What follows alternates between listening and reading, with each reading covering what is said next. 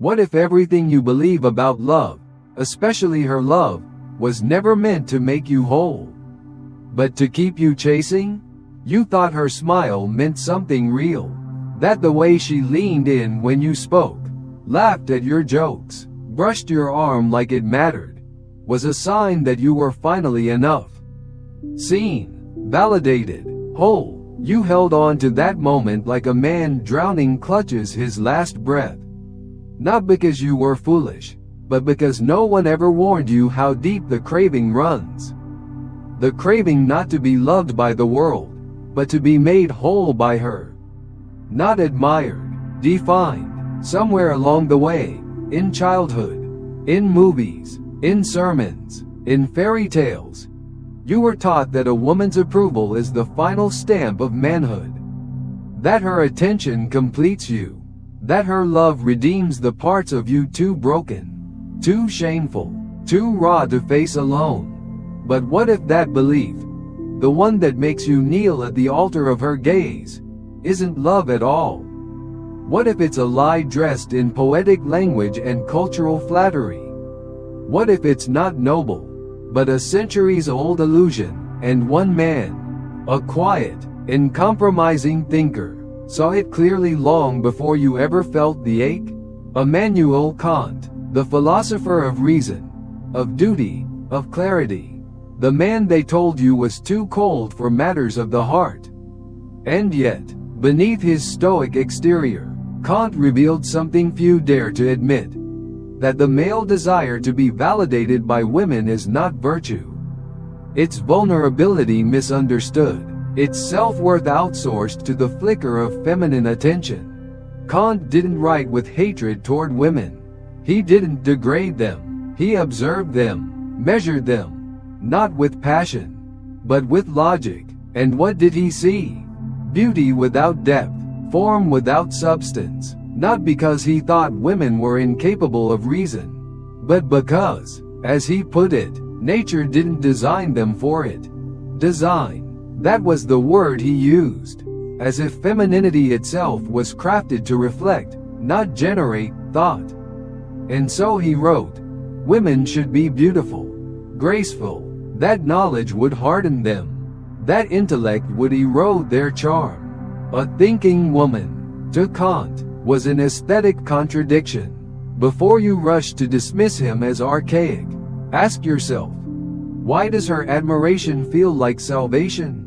Why does rejection feel like annihilation? Why does her attention validate your existence more than your own convictions ever could? Because deep down, you don't want her as an equal. You want her as a mirror. Not to reflect truth, but to reflect back a version of yourself you're too scared to become on your own. And Kant saw this imbalance not as injustice, but as design. Women, he said, guide morality not with reason, but with presence. They don't argue. They enchant. They don't teach. They inspire. You don't follow her because she proves you wrong. You follow her because her gaze makes you want to be right. She becomes the compass, the cause, the cure, and you call that love. But is it? But maybe what you're chasing isn't love at all. Maybe it's just the hope of being enough. Sit with that for a moment. Let it sink in. Think about every compliment you've earned, every smile you've worked for. If she's responding not to your truth, but to your performance, then what are you really building? A relationship? Or a disguise? Kant didn't write these ideas to condemn you. He wrote them to expose something hidden. He believed men act from duty, women from feeling. That for a man, morality comes from principle. But for a woman, morality is a posture, a presence. It persuades not with reason, but with feeling. And that persuasion, we mistake for love. Her kindness, strategic. Her silence, observing. Her validation, control. Disguised as grace. Not control by force, but by dependence. She doesn't need to command you, only to condition you. The moment you begin to crave her approval, the leash is no longer hers to pull. You hold it yourself. I used to believe I was choosing her. That every time I opened up, adjusted, made her laugh, I was in control. I thought I was giving. But now I see, I was submitting. Not with chains, but with need. Kant saw it clearly. He believed that men operate on universals, moral absolutes, while women respond to the particular, the here, the now, the emotional texture of a moment. That they move not by abstract ideals, but by taste, sentiment, immediate pleasure. And maybe that's why her gaze hits so deep. It doesn't come through logic. It's not something you earn. It's something you receive. A fleeting smile, a soft look, a moment of attention. It feels divine, but it isn't divinity. It's feedback. He didn't say it with disdain. He said it with brutal clarity. Kant argued that women weren't moral agents, not because they're inferior, but because they embody morality.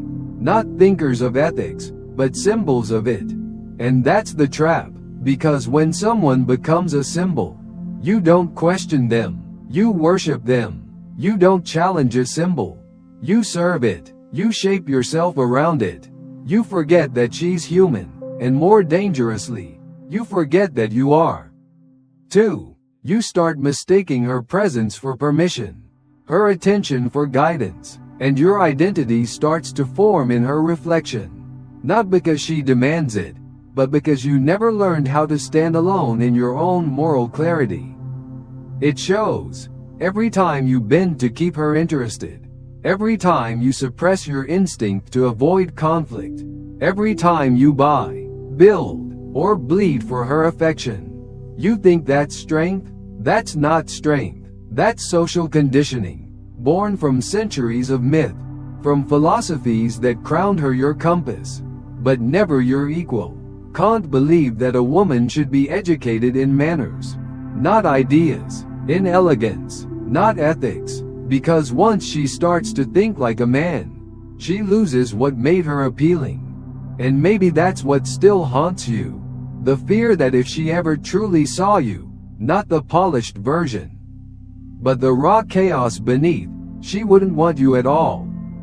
So you keep performing, keep earning smiles, and in the chase for her approval, you lose your fire, your edge, your roar. Her gaze becomes your identity, her nod, your affirmation. And in that fragile mirror, you disappear, not because you're weak, but because no one ever taught you that your worth doesn't need her eyes to exist. Kant never believed men and women were meant to be equal in function. He believed in balance, yes, but not in symmetry. In his world, man is the architect of reason, woman, the architect of influence. And maybe that's the silent conflict we still carry today. We're told to conquer empires while secretly craving her gaze to confirm we're worthy of building them. It's the civil war inside the modern man. One side wants to rise, to lead, to be unshaken. The other waits, quietly, for her next message, her smile, her warmth, as if it's life support. You claim to be strong, grounded, focused, but her compliment, it tilts your world. Her silence, it ruins your morning. And this, we dare to call love. But real love doesn't reduce you to a puppet. Real love doesn't make your emotional weather depend on the light in her eyes. What you're chasing is not love, it's dependency. Loyalty chained to insecurity. And Kant, he saw this trap centuries before you were born. He saw men tying their entire sense of identity to the hope of being admired. He didn't say it out of cruelty. He said it because he saw how easily men trade principle for praise. He believed women, by nature, were not led by logical autonomy, but by emotion, not to insult, but to explain their different function in human dynamics. And here's where it gets dark. Because you've taken that emotional intelligence and turned it into a fantasy. You say, she gets me, she sees me, But does she? Or is she simply good at sensing your need and responding just enough to keep your hope alive? You think it's vision, but it's validation. Her gaze doesn't pierce your soul, it scans your patterns, your tone, your posture, your silence. She detects your hunger and feeds it just enough to keep you circling. She doesn't control you through force. She controls you through absence, through withholding, through mystery. And when she gives you attention, you feel whole. When she turns away, you crumble. That's not love. That's leverage. That's you handing over your manhood, piece by piece, to someone who never asked to hold it. And she may not even realize what's happening. She's playing a role too. A role Kant immortalized in Western thought. Woman as muse, not mind, as charm, not challenge, as grace, not grit. So here you are, both of you actors. You performing strength to earn affection, her performing softness to remain desirable. And in the middle, two souls becoming less human, more projection, less real, more reflection. But here's the twist. She wants realness too. She's tired of performing, tired of seducing through silence and influencing through intuition. But survival taught her that charm gets her safety, not truth. So she gives you what feels good, not what's real. And you drink it like a man crawling through the desert, too thirsty to question the taste. Because no one taught you how to be still, how to be a man without the mirror of her gaze, how to stand with no audience, no applause, and still know your worth. So now, even with all your wins, your strength, your independence, you're still a prisoner, still a servant to her softness, still bending yourself to fit a frame she didn't even build. It was handed to her, just like yours was handed to you. And in that dance of illusion, you've mistaken chemistry for connection, performance for partnership. You say you want to be loved, but you've never stopped to ask, what do you become when that love disappears? You say she changed. Maybe she did. Or maybe you never truly knew her. Maybe you only knew the reflection of yourself you were desperate to see in her eyes. And now she's gone. Or worse, she's still there. But her gaze no longer lifts you. Her silence, once mysterious, now feels like absence. Her affection, once sweet, now feels calculated. And you don't know who you are without it. Because for too long, you built your identity in the shape of her approval. And when that approval fades, or worse, shifts to someone else, you don't just lose her. You lose the version of yourself that only existed in her eyes. But Kant warned us. He said that when we place our worth in beauty, in charm, in emotional resonance, rather than in reason, we become slaves to the external. True autonomy, he wrote, is not found in being admired, but in being rational, in being self-governed. And you've confused being admired for being valuable.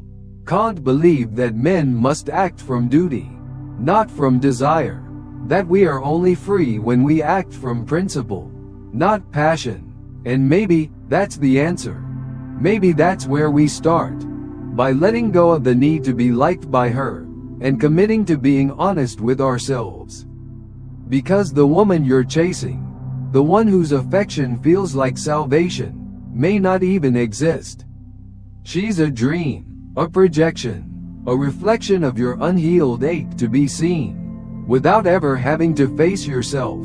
And when she withdraws, you don't just feel rejected, you feel erased, not because she's cruel, but because you outsourced your wholeness. You gave her the responsibility to complete a man you never became on your own. But this is not where it ends. This is where you rise. Not against her, but within yourself.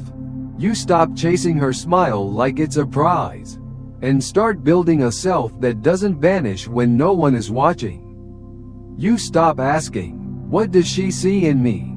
And start asking, What do I see when I look in the mirror? You stop performing masculinity for validation and start living it from principle. That's the Kantian turn. From dependence to duty. From emotional slavery to sovereign clarity. She is not your judge. She is not your redeemer. She is not your mirror. She is a person. A complex, beautiful, flawed, powerful person. And so are you. And the moment you stop needing her validation to feel like a man, that's the moment you finally become one. Because she will sense the shift. She will test it. When you no longer flinch for her approval, she'll feel it, and she might walk away. Or she might draw closer. Not to the performance, but to the presence. To the man who no longer hungers for her gaze, but who sees her clearly. Beyond the myth, beyond the mirror. That's not control. That's connection. And it's rare. And it's real. But it only begins the moment the need to be validated dies. So let it die. Let the myth collapse. Let the story that told you her love will make you whole burn at your feet. And stand, not above her, not against her, but beside her, as someone no longer ruled by her reaction, but by your own reason. Because only a man who knows exactly who he is can truly see her for who she really is.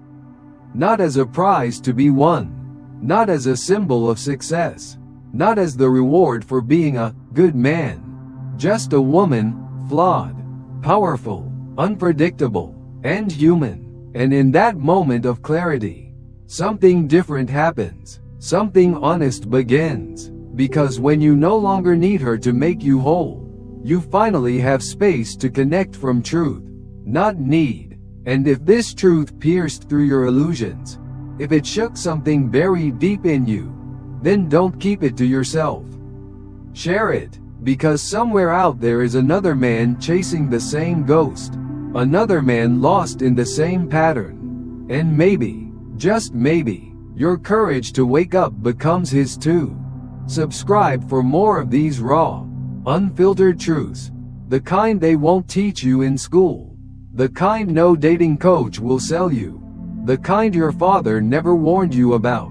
The kind of truth that makes you stop mid-scroll and see yourself in the mirror without flinching. And if you want to support this message, support this movement, check the link in the description. Because this isn't just about content, it's about reclaiming what men have lost: clarity, sovereignty, direction. Thanks for spending time here. If this resonated with you, give it a like, send it to a friend, and make sure you're subscribed. Your support means everything.